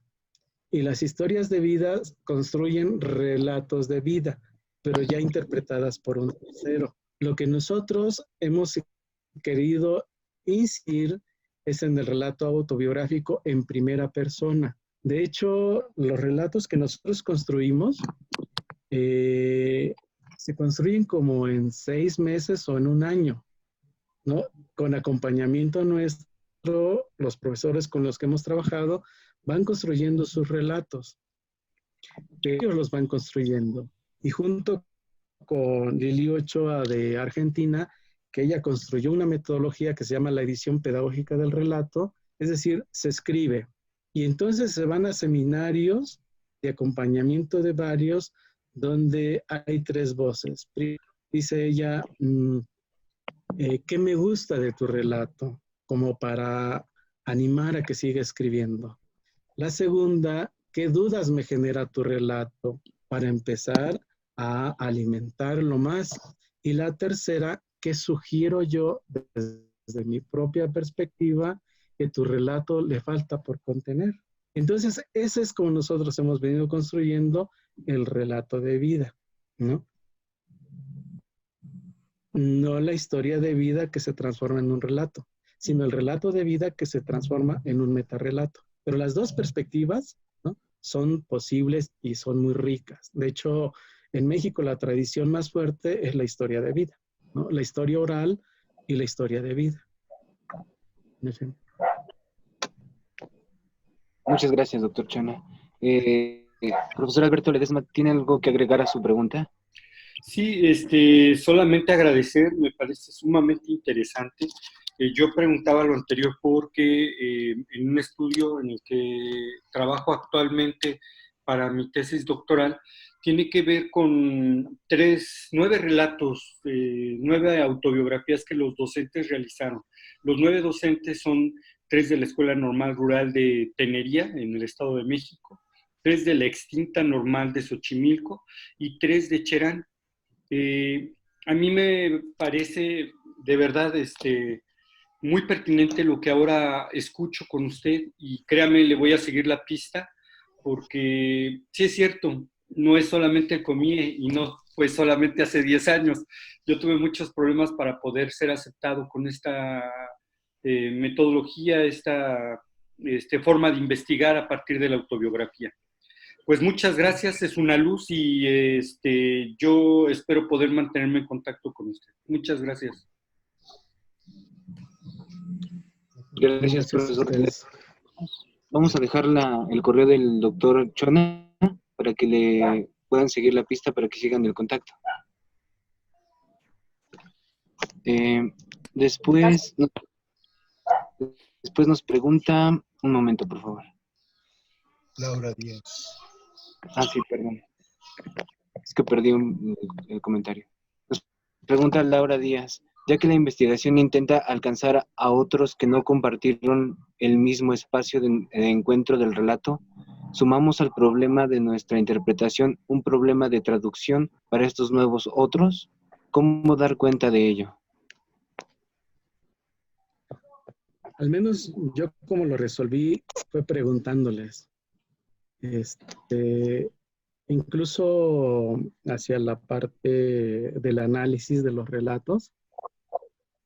Primero les pregunté si estaban de acuerdo en que pudiera yo no destrozar el relato, porque muchas veces los investigadores lo que hacemos es desestructurar el relato de tal manera que den cuenta de lo que yo quiero decir. Y entonces me llevó como 6 meses tomar la decisión, no tomar la decisión, sino lograr convencer que podía ser por ese camino. Y por eso yo construí más que unidades narrativas, tramas de significación, para deconstruir lo que el relato decía y abonar hacia la construcción epistemológica o teórica. Y entonces yo les pregunté a quienes habían hecho el relato si estaban dispuestos a compartir su escritura conmigo, donde la autoría era mía, aunque referida a ellos. Y ellos dijeron que sí, en la mayoría fueron mujeres y un solo hombre. Y entonces les dije, pero tienen que ayudarme pensándose ahora con un micro relato que empiece esa parte analítica. Entonces era como, yo la verdad que la tesis doctoral la construí junto con ellos, no sobre de ellos, junto con ellos. Y creo que algunos amigos de ellos están aquí, uno es Pati Ruiz, otra es... entonces, pero fue en esa tesitura, no de colonizar, sino más bien de buscar esa idea de descolonización del saber, de cómo recuperar y pensar que en las narrativas de otros hay un conjunto de saberes que construido junto con el mío dan cuenta de algo. Me parece que por ahí yo lo resolví, ¿no? Yo.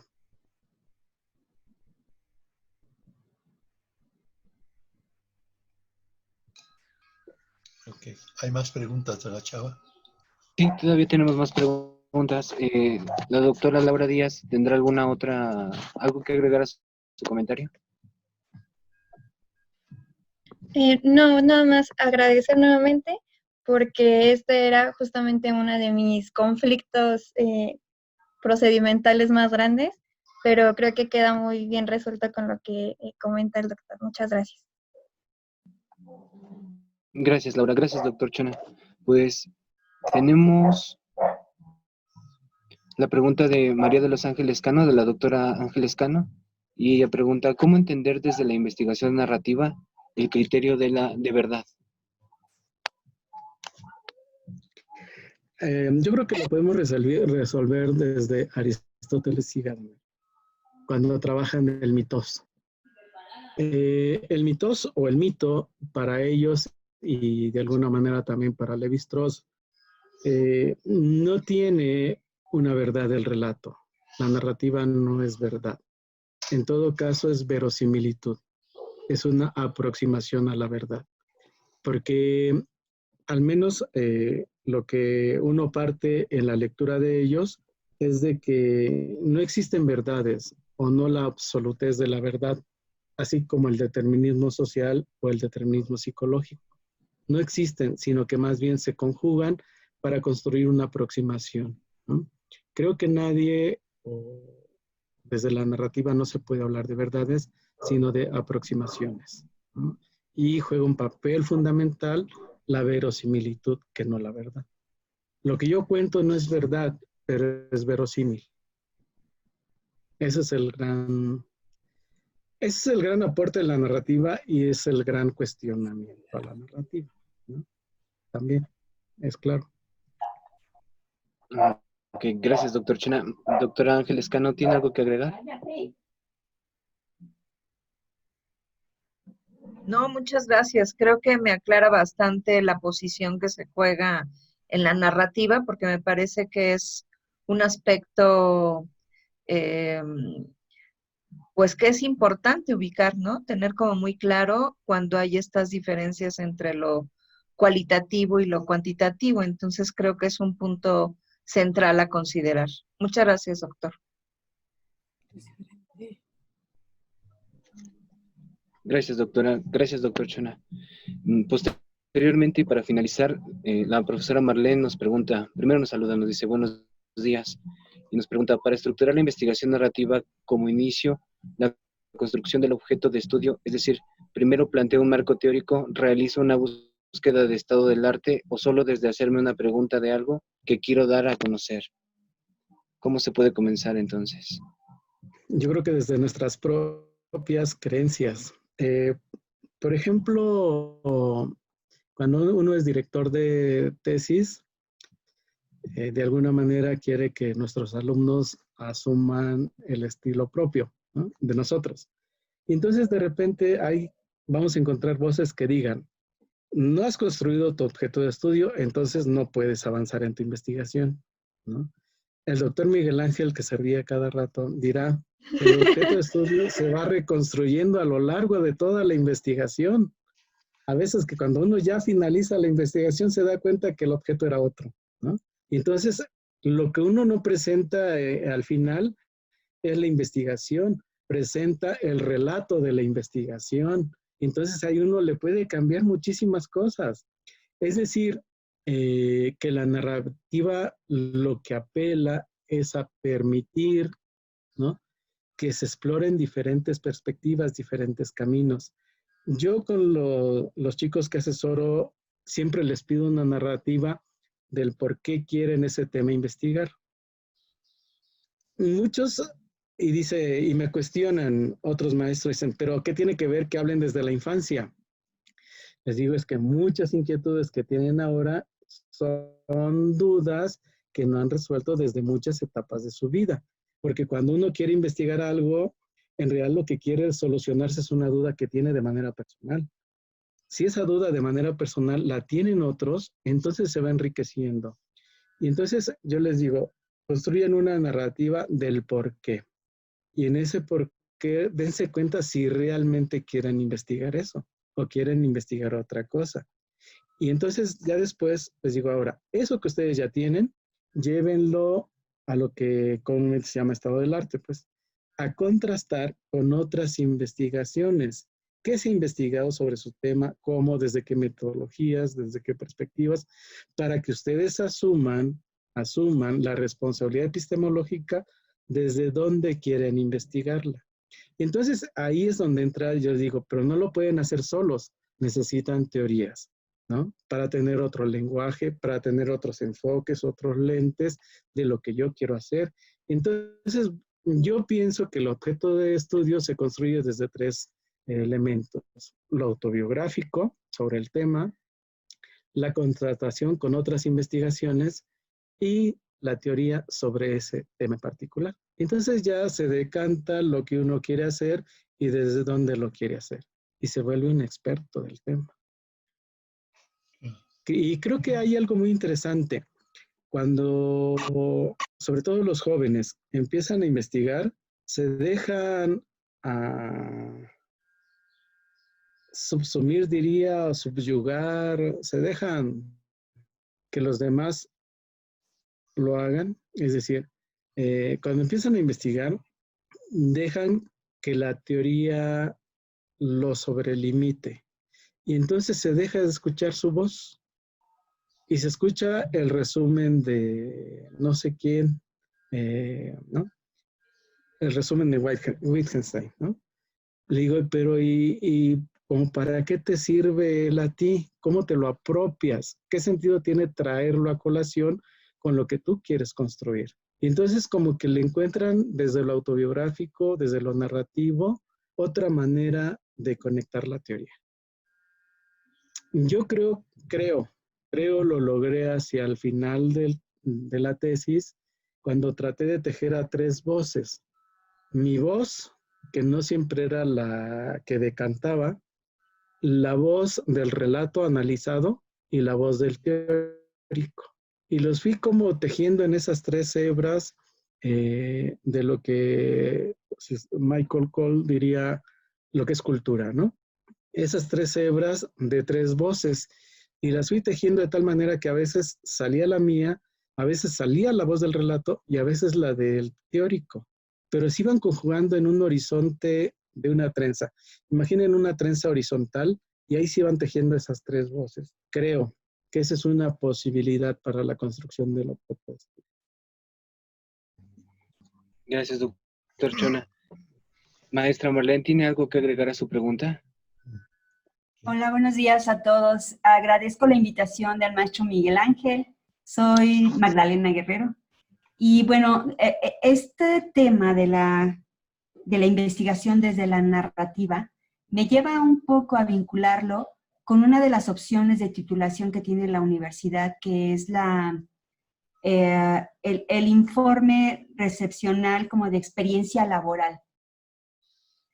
Ahora que escucho la exposición del doctor, como que le encuentro sentido, porque a esta opción de titulación yo la veía como, bueno, desde mi punto de vista, como con poco valor, porque no le encontraba toda esta parte de la fundamentación teórica. De hecho, yo la empecé a hacer y cuando la hice, todo estaba en primera persona de lo que yo estaba hablando y de pronto no le encontraba que dónde está la parte epistemológica, que dónde está la parte teórica.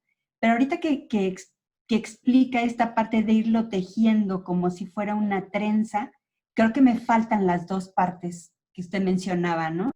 Esta parte de ir construyendo o dándole la voz a la parte teórica y cómo hacer la reflexión.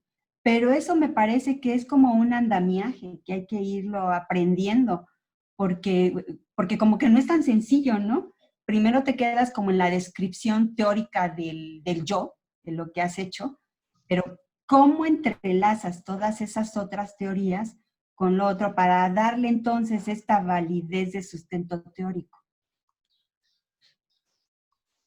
Esa es la parte en la que creo que estaría yo atorada, pero es bastante interesante la forma en que lo que ha expuesto los temas y pues ojalá y pudiera consultarlo a través de su correo. Muchas gracias.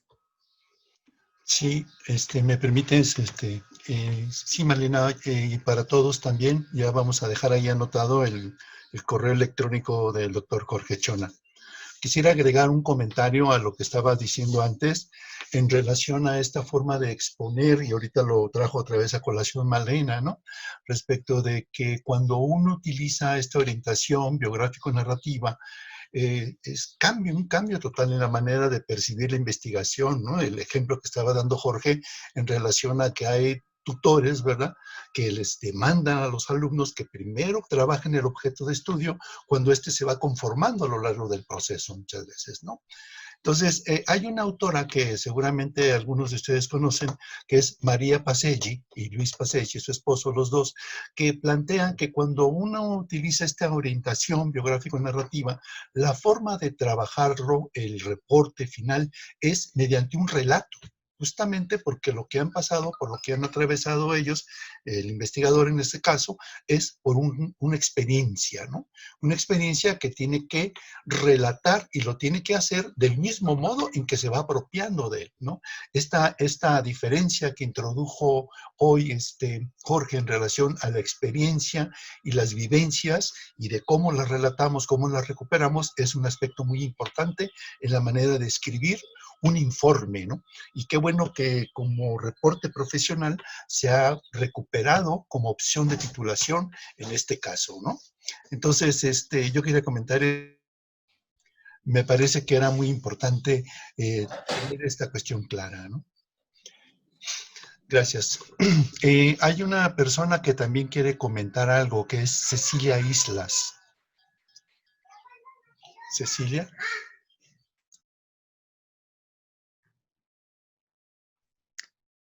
Hola, doctor.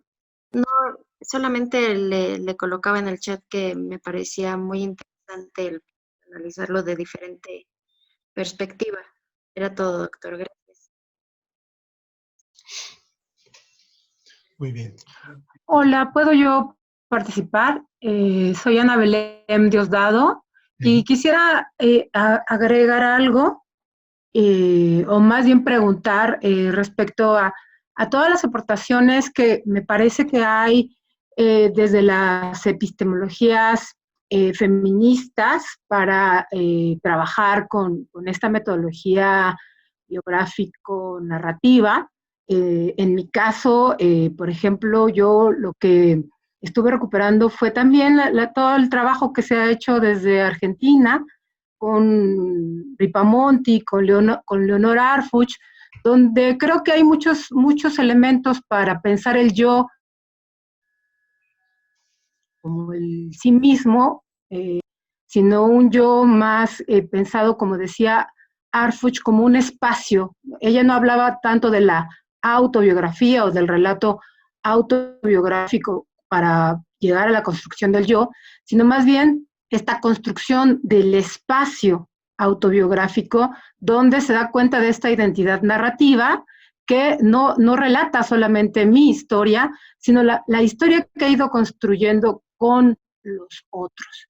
Entonces, creo que por ahí también hay cosas interesantes, ¿no? Que habría que recuperar de toda esta mirada feminista, que creo que nos ha ayudado incluso para pensar de otra manera estas posibilidades de acercarnos efectivamente no a la verdad, sino a estas versiones que tenemos de realidad y que creo que van de la mano con este concepto que manejó el doctor Chona de territorio, ¿no? O sea, ¿por qué hablar de territorio en lugar de hablar de un campo, de un mapa, de una geografía? Porque creo que tiene que ver con todas estas posibilidades de contar historias diversas. Entonces, quería preguntar si por ahí tienen contemplada pues toda esta corriente de aportación que creo que es muy importante. Yo en la tesis doctoral lo que hice fue proponer un taller o trabajar un taller de escritura, pero desde ejercicios de escritoras, ¿no? O sea, fue, por ejemplo, compartir un texto de Inés Arredondo en el que cuenta la historia de su infancia y nos dice que pues todos tenemos la infancia que queremos contarnos, sino la infancia que decidimos contar. Entonces, a partir de textos de mujeres, fue como fui invitando a los docentes a que construyeran sus propias historias. Entonces, ahí quería ponerlo sobre la mesa y preguntar si ustedes lo tienen contemplado. Gracias. Ok, gracias, Ana Belén. Muy bien. ¿Alguna otra participación?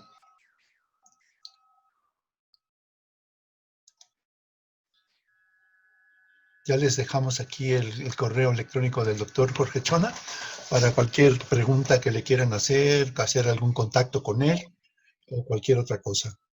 Yo creo que en los próximos meses vamos a seguir trabajando, haciendo otros eventos como este, ya que hemos visto pues que hay una gran respuesta y que seguramente les presentaremos algunos otros temas, ¿no?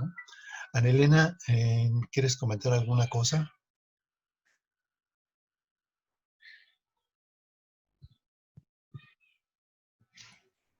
Pues bueno, agradecer al doctor. Creo que ha sido una conferencia muy enriquecedora para quienes a lo mejor estamos encaminados hacia una investigación también cualitativa. Todo lo expuesto me parece muy interesante y bueno, de manera específica para los compañeros de las IDAS, del CINIE, creo que esta sería como una línea también que podríamos tomar y poder considerar para el futuro y bueno, futuro próximo me refiero, y poder trabajarla en ese sentido. Entonces, pues nada más agradecerle, doctor, muchas gracias por la experiencia, por compartir esto que usted maneja y bueno, pues eso sería todo de mi parte. Gracias. Ok, pues ya les anoté aquí el correo de Jorge Chona y ahí lo pueden ver. Pues nada, Jorge, pues muchísimas gracias por tu excelente conferencia que nos has dado hoy, que ha tenido muchas reacciones, aquí las vas a poder leer luego. Y pues nada, estaremos en contacto para nuevos eventos, como les decía.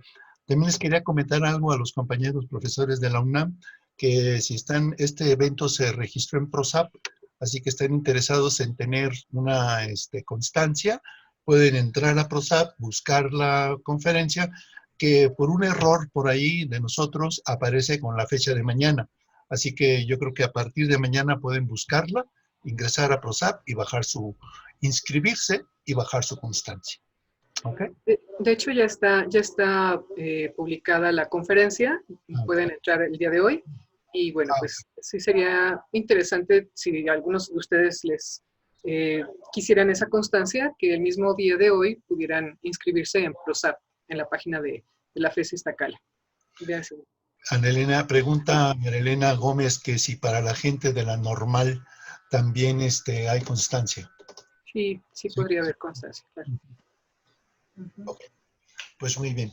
Creo que no está el correo del doctor. Es que pusiste nada más el correo de Jorge, pero no escribiste el correo. No lo veo por acá por el chat. Sí, es Concienciarte. Concienciarte.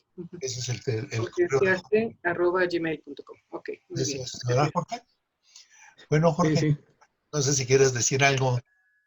Pues solo decir que, por ejemplo, las mejores tesis de Cambridge son de 50 páginas. Tesis doctorales, ¿no? Porque lo que en realidad ellos apelan es a la esencia de la investigación, no a todo el proceso de la investigación, sino solo a lo que se está aportando como tal, ¿no? Y lo otro uno puede tener muchos desatinos o puede tener muchos desencuentros en el proceso de la investigación. Por ejemplo, una parte de la tesis doctoral que contaba de mi relación con mi abuela y que dicen pues, que tiene que ver con la tesis o con la investigación. Y curioso porque a partir de la relación con la abuela, y es algo, por ejemplo, que tengo una deuda, descubro lo que es el saber desde lo que plantea María Zambrano. Como que la experiencia es el saber sedimentado a lo largo de la vida. Y entonces había una pregunta ahí que cuál era la diferencia entre experiencia y vivencia. Para Zambrano la experiencia es el saber sedimentado a lo largo de la vida. Para Gadamer la experiencia es la vivencia que jamás se olvida, es lo que queda en el recuerdo y que nunca se va a eliminar, ¿no? Y entonces por ahí Van Manen también habla de esta vivencia y de esta experiencia. Para Jorge La Rosa, la experiencia es aquello que nos pasa, nos acontece o nos sucede. No aquello que pasa, acontece y sucede, sino aquello que nos pasa, nos acontece y nos sucede. Y entonces ahí como que se vienen marcando esta idea de la experiencia. Muchas veces dicen, ¿cuántos años tienes de experiencia? 30. No, tiene 30 años de trabajo, de servicio, pero no de experiencia. La experiencia es aquello que en términos de Brunner diría son los actos de significación. En términos de Gadamer son las significaciones que tiene para la vida. Es aquello que nos da sentido a lo que estamos viviendo. Y entonces esa parte que hablaba de mí, que no tenía nada que ver con una investigación, sino más como el planteamiento mío, decía, no la voy a quitar, si quieren la pongo al final como un epílogo. Y entonces me decían, sí, está bien, ponla hasta el final. Lo primero que queremos ver es el problema de investigación. Y de pronto me dicen, no, en el siguiente encuentro de revisión de la tesis, no, eso del epílogo tráelo al principio. Y bueno, era un ir y venir. El único no complicado por eso y el único, creo que ahí como que es mucho lo que uno tiene que hacer en un proceso doctoral. Los procesos doctorales son vacíos, son muy feos, ¿no? Se tiene que encontrar con alguien, ¿no? Que crea en nosotros. Y yo lo encontré en el doctor Miguel Ángel. El doctor Miguel Ángel nunca me dijo, esto que haces no está bien, esto le falta. No, siempre decía, bellísimo, quiero seguir leyendo, vamos trabajando. Y en eso de a decir que estaba bien, pues metía las cosas que uno que tendría que cambiar, ¿no? Porque tiene él un gesto y se queda así como está. Y eso que estás diciendo, ¿no? Ese gesto es la única parte donde el doctor Miguel Ángel a sus alumnos, a sus asesorados les dice, está bien, pero, ¿no? Entonces, siempre hay que encontrar cómplices. Si uno no encuentra cómplices, va a vivir el doctorado o todo proceso de manera muy vacía. Creo que vale la pena. Y a veces los cómplices son nada más para que nos escuchen, ¿no? Para saber que están ahí, que nos dan, vamos, sigue, tú vas, tú puedes.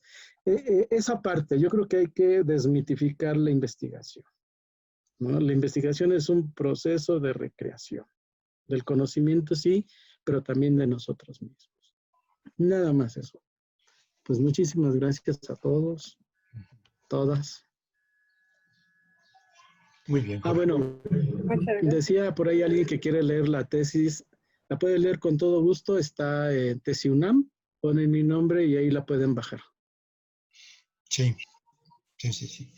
Muy buena la tesis de Jorge. Les va a capturar, los va a capturar en cuanto empiecen a leerla. Pues muy bien, Jorge, gracias por toda tu aportación y por apoyarnos en estos eventos y esperamos contar contigo en futuras ocasiones, ¿no? Y bueno, pues estén pendientes, amigos. Muchísimas gracias por su participación. Este evento pues fue organizado por el CIMIE, entre la doctora Ana Elena del Bosque y su servidor, con el apoyo de mucha gente, ¿no? Que están aquí presentes, algunos de ellos, y en particular nuestros becarios, Josué y Frida, que pues muchas gracias también, ¿no? Bueno. Perdón, solamente una situación, porque veo que en el chat mencionan que ya no hay cupo para la inscripción a la conferencia. Entonces les pido de favor, les dejé un correo delbosqueanel@gmail.com para que me manden su nombre completo de que asistieron a la conferencia y tramitamos su constancia. Por favor. Sí, muy bien. Gracias. Muy bien. Gracias y hasta luego. Gracias, hasta luego a todos. May, Gracias, hasta luego. Sigamos cuidándonos. Gracias, hasta luego. Saludos, doctor Chone. Que estén bien, bye. Gracias, hasta luego.